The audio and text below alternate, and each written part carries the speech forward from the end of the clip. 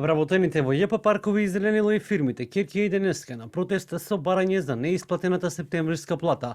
Велат дека доколку денеска не ја добијат платата, ќе ги радикализираат протестите, преку блокирање на крстосницата Гезелошката и булеварот Илинден.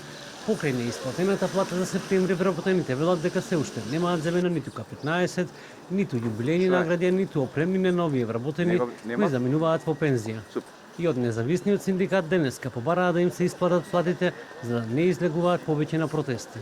Огромен број на проблеми има ова претпријатие, се уште немаме земена плата и се уште нема ни најава за земање на плата.